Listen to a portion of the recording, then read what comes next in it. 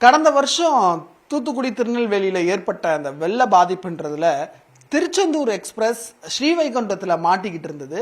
அப்படியே 300 பேர் அந்த ரயிலில் மாட்டிட்டு இருந்த பொழுது அவர்களை பத்திரமாக மீட்டது மட்டும் இல்லாமல் அவங்க அந்த ரயிலை அடுத்த கட்டத்திற்கு நகர்த்தாமல் இருந்து அவர்களை உயிரை காப்பாற்றி இருக்கிறார்.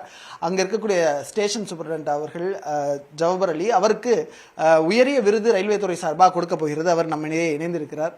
எப்படி சார் இருக்கு? ரயில்வேல எவ்வளவு வருஷமா வேலை பார்த்துட்டு இருக்கீங்க, இப்படி ஒரு நிகழ்வுக்கு உங்களுக்கு விருது கிடைக்கும்? ரயில்வேல 20 இயர்ஸ் வருஷம் சர்வீஸ் பண்ணிட்டேன். எனக்கு இந்த அவார்டு கிடைச்சதில் ரொம்ப மகிழ்ச்சி. ஏன்னா 2023 டிசம்பரில் மழை வெள்ளத்தில் ட்ரெயின் வரும்போது தான் எனக்கு தகவல். ட்ரெயின் வந்து அரைவல் ஆகிறதுக்கு 8 நிமிஷத்துக்கு முன்னே தான் இப்படி ஒரு தண்ணி அதிகமாக போகுது, ட்ராக்கு டேமேஜாக இருக்கும், பார்த்து தான் வண்டியை ஸ்டார்ட் பண்ணி தான் ஒரு தகவல் தான் வருது. நானும் காலையிலேருந்து பார்த்தேன் நல்ல ஹெவி ரெயின்.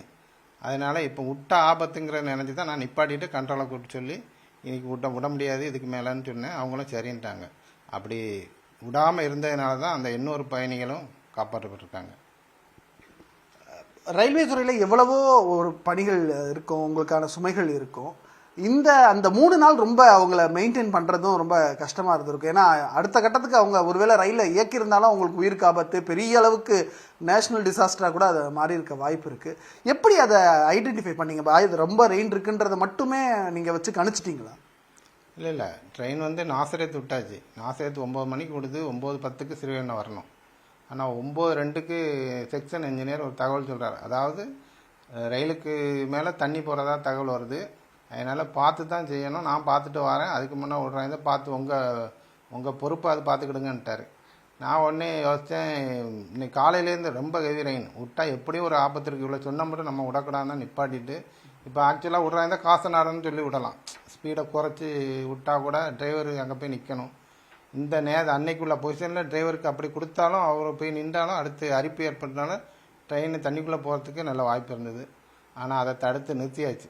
அதாவது இதுக்கு மேலே இந்த அளவு தண்ணிக்கு மேலே எப்படியுமே போனாலும் ஒரு டேஞ்சர் இருக்குங்கிறதுனால காசன் கொடுத்து கூட ஸ்டார்ட் பண்ணாமல் நிப்பாட்டிட்டேன். ஒரு ஒரு இவ்வளோ பேரை காப்பாற்றினதுக்கு உங்கள் டிபார்ட்மெண்ட்டை உங்களுக்கு உயரிய ஒரு விருதை தர்றாங்க. இந்த விருதை எப்படி பார்க்குறீங்க? ஃபேமிலியில் என்ன சொன்னாங்க? இந்த விருது நேற்று அறிவித்தாங்க. அறிவித்தோடனே அந்த கேட்டவொடனே ரொம்ப மகிழ்ச்சி. வீட்லேயும் எல்லோரும் சந்தோஷம். போன வருஷம் இதே 18ஆம் தேதி நீங்கள் கஷ்டப்பட்டதுக்கு இந்த வருஷம் உங்களுக்கு நல்ல அவார்டு கிடச்சிருக்குன்னு ரொம்ப சந்தோஷம். குழந்தைகள் எல்லாமே ரொம்ப சந்தோஷப்பட்டாங்க.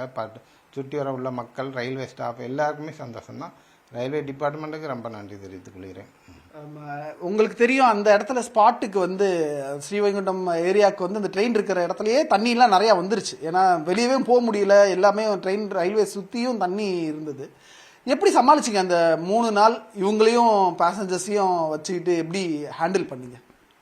நைட்டு வண்டி 9:10க்கு நிற்கும்போது ஒன்றும் பிரச்சனை இல்லை, அந்த ட்ராக் மட்டும்தான் பிரச்சனை இல்லை இருந்தது. மற்றபடி ரயில்வே ஸ்டேஷன் தண்ணி கிடையாது. ஆனால் அடுத்து திங்கக்கிழமை மார்னிங் தான் தாமிரபரணி ஆறு உடஞ்சி தண்ணி வெள்ளம் வந்துடுச்சு. எந்த பக்கமும் ஆள் மூவ்மெண்ட் பண்ணாமல் முடியாமல் போச்சு. ஏன்னா ரயில்வேலேருந்து வண்டி நின்றதுனால சப்ளை பண்ணணும், சாப்பாடு எல்லாமே அரேஞ்ச் பண்ணாங்க. ஆனால் மார்னிங் 6 மணி 7 மணி கொண்டு வரதுக்கு வாய்ப்பு இல்லை. ஏன்னா ஃபுல்லாக ஃப்ளட்டு ஹெவி ஃப்ளோவில் போயிட்டுருக்கு. ஆனால் அந்த மக்களுக்கு தெரியல. ஏன்னா எல்லாம் மெட்ராஸ் பீப்புளாக இருக்குது. செந்தூர்லேருந்து மெட்ராஸ் போகணும். அவங்க சொல்கிறாங்க மெட்ராஸில் எவ்வளோ ஹைட்டுக்கு தண்ணி வந்தாலும் போட்டில் கொண்டு தரப்பாங்க, இது ஏன் நீங்கள் கொடுக்கக்கூடாதுன்னு சொல்லி தகராறு தான் வந்தாங்க. சொன்னேன், ஏம்மா அது கெட்டி கிடக்கிற தண்ணி, இது ஃப்ளோ அதிகம், காலை வச்சாலும் இழுத்துட்டு போயிடும், உங்கள் நினைக்கிற மாதிரி இல்லை, இவ்வளோ தண்ணின்னு நினைக்காதீங்க. அதனால் எவ்வளோ அரேஞ்ச் பண்ணுமோ அவ்வளோ ஹெலிகாப்டரில் வரணும்னு சொல்லியிருக்காங்க, கொஞ்சம் பொறுமையாக இருக்குன்னு சொல்லி அவங்கள சமாளித்து, அதுலேயும் பாதி பேர் கேட்பாங்க, பாதி பேர் கேட்க மாட்டாங்க, திருப்பி வருவாங்க. இப்படி அவங்கள ஒரு நாள் ஃபுல்லாக சமாளித்து தான் செவ்வாய்க்கிழமை காலையில் தான் ரயில்வேலேருந்து ப்ரொவைட் பண்ண முடிஞ்சிது. திங்கக்கிழமை ப்ரொவைட் பண்ணால் கொண்டு வர முடியல. அப்புறம் திங்கக்கிழமை ஈவினிங் ஹெலிகாப்டர் அரேஞ்ச் பண்ணாங்க. அது கிளைமேட் சரியில்லாமல் வந்துட்டு பாதி திரும்பி போச்சு. இப்படி இந்த நிலான்னு நினைக்கிறேன். நான் சொல்லும்போது நம்பிக்கிட்டு இருந்தாங்க, ஹெலிகாப்டர் திரும்பி போச்சுன்னு நம்ப மாட்டாங்க. போய் சொல்கிறான்ற நிலைமைக்கு வந்துட்டாங்க. அவ்வளோ மக்களும் பசியில் இருக்காங்க.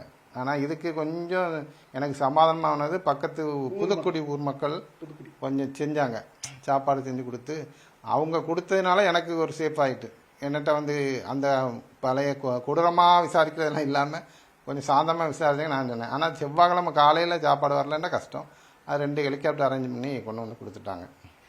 ரொம்ப பேர் கை குழந்தை வச்சுக்கிட்டு இருக்கலாம் பார்த்தோம். அந்த புதுக்குடி கிராம மக்கள் வந்து அடுப்பை வச்சு அவங்க கோயிலில் வர வச்சு மதம் ஜாதி எதுவுமே பார்க்காம அவங்கள அங்கே வச்சு அவங்களுக்கெல்லாம் உணவெல்லாம் கொடுத்தாங்க. ஒரு விஷயம் இது எனக்கு ரொம்ப கஷ்டமாக இருந்தது சார், இவங்களை மீட்கும் பொழுது இல்லை அந்த 3 நாள் எனக்கு வந்து ஒரு கஷ்டம் அப்படின்னா ரொம்ப மனசில் நீங்கள் இடம் பிடிச்சது என்னவர்? நீங்கள் இடம் பிடிச்சுன்னு சொன்னால் செவ்வாய்க்கிழமை மார்னிங் 3ஆவது நாள் காலையில் 9 மணிக்கு தான் நம்ம railway staff, RPF, commercial department staff வந்து ஆர்பிஎஃப் நெஞ்சளவு தண்ணியில் ஒரு 3 கிலோமீட்டர் நடந்து தலையில் பிஸ்கட் வச்சுட்டு வராங்க. அதுதான் ஃபஸ்ட்டு 3ஆவது நாளுக்கு வர்றாங்க. அப்படி வந்து அவங்க விவரம் இல்லாமல் அவங்கள கொடுக்கும்போது எல்லாருமே கையேந்தி வாங்குற அளவுக்கு அப்படி கண்ணீரே வந்துட்டு எனக்கு உனக்குன்னு பிடிச்சி எவ்வளோ பெரிய ஆட்களாக இருந்தாலுமே வசதி இருந்தாலுமே இந்த சூழ்நிலையில் ஒரு பிஸ்கட் பாக்கெட் தான் அவங்க உயிரை காப்பாற்றின பசியை தீர்க்குன்ற நிலைமைக்கு, ஆனால் கையேந்தி இருக்கிற நிலைமைக்கு வச்சுட்டோமேன்னு ஒரு ரொம்ப வருத்தம். அதுக்கு பிறகு ஹெலிகாப்டர் வந்து சாப்பாடு போட்டோன்னே அவங்கள உட்கார வச்சு ட்ரெயின்லேயே போய் சப்ளை பண்ணிட்டோம் ஒவ்வொரு சீட்டுக்கும். எங்கள் செய்தியாளர் வெற்றி அங்கே ஆளாக வந்திருந்தார். மீட்பு படை வர்றதுக்கு முன்னாடி கேமராமேனும் அவரும் வந்து அந்த இடத்துல வந்து பார்க்கும் பொழுது அவங்களுமே ரொம்ப கண்ணீர் விட்டுட்டாங்க. ஏன்னா அவங்க 3 நாள் கை குழந்தை வச்சு குடிக்க தண்ணி இல்லை, சுற்றி தண்ணி இருக்குது, குடிக்க தண்ணி இல்லை அப்படின்லாம்னாங்க. அதுவுமே உங்களுக்கு ரொம்ப கஷ்டத்தை கொடுத்துருக்கும் இல்லையா? ஆமாம், இப்போ தண்ணிக்கு கூட எங்களுக்கு போர் வாட்டரை ஏற்றி வச்சுருந்தோம். அதுதான் கொடுக்க ரயில்வே டிபார்ட்மெண்ட் வந்து செக் பண்ணி கொடுத்த தண்ணி தான். அது தண்ணி ப்ராப்ளம் இல்லை, சாப்பாடு இல்லை, பச்சை குழந்தைங்களுக்கு பால் இல்லை, வயசானவங்க, சுகர் பேஷண்ட் எல்லாரும் வந்து என்கிட்ட முறையிடும்போது நமக்கால ஒன்றும் செய்ய முடியலன்னு வருத்தம் தான். ஏன்னா சில கையை கால நடுக்கம் இருக்கும்ல, சுகர் பேஷண்ட்டுக்கு சாப்பாடு அந்த நேரத்தில் கொடுக்காதனால அதை அரேஞ்ச் பண்ணோம்ல, ரொம்ப வருத்தம். ஆனால் அந்த புதுக்குடி மக்கள் தான் நம்ம ரயில்வே டிபார்ட்மெண்ட் பேரையும் காப்பாற்றினாங்க, என்னையும் காப்பாற்றினாங்க. அது ரொம்ப சந்தோஷமான நிகழ்ச்சி. அந்த ஊர் புதுக்குடி அந்த இப்போ ஸ்ரீவைகுண்டத்தை தள்ளி வந்துட்டு இப்போ ஸ்ரீவைகுண்டம் ஊருக்குள்ளே இருந்தேன்னா எல்லா வசதியுமே இருக்கும். இந்த ஆற்றுப்பாலம் கடந்து புதுக்குடின்ற ஊரில் ஸ்டேஷன் இருந்ததுனால அந்த பக்கம் போக முடியல. அங்கே சாப்பாடு 1000 சாப்பாடு ரெடியாக இருக்குது திங்கக்கிழமை மதியம். ஆனால் கொண்டு வர வாய்ப்பு இல்லைன்னு சொல்லும்போது எனக்கே வருத்தம். அதை பப்ளிக் பேசஞ்சர் சொன்னால் கூட நம்ப மாட்டேங்காங்க, வாங்க நம்ம 4 பேர் போய் தூக்கிட்டு வருவாங்கிறாங்க. ஆனால் அந்த தண்ணியில் கால் வைக்க முடியாங்கிறது அவங்களுக்கு புரிய மாட்டேங்குது. ரொம்ப நன்றி. உங்களுக்கு முதல்ல வாழ்த்துக்கள். உங்களுக்கு இந்த அவார்டு கிடைச்சிருக்கிறதுக்கான வாழ்த்துக்கள். தொடர்ச்சியாக மக்கள் சேவையில் உங்களை முழுமையாக ஈடுபடுத்திக்கிட்டும் வர்றீங்க. புதுக்குடி மக்களும் இங்கே ஸ்டேஷன் மாஸ்டர் ஜவஹர் அவர்களும் செஞ்சிருக்கக்கூடிய அந்த விஷயத்திற்கு அவருக்கு இன்று விருது கிடைக்கிறது. அந்த விருதை அந்த ஊர் மக்களோடு சேர்ந்து கொண்டாடுகிறேன் என்பதையும் அவர் வெளிப்படுத்தியிருக்கிறார். ஒளிப்பதிவாளர் நிர்மலுடன் நியூஸ் 18 தமிழ்நாடு செய்திகளுக்காக சுபாஷ் பிரபு.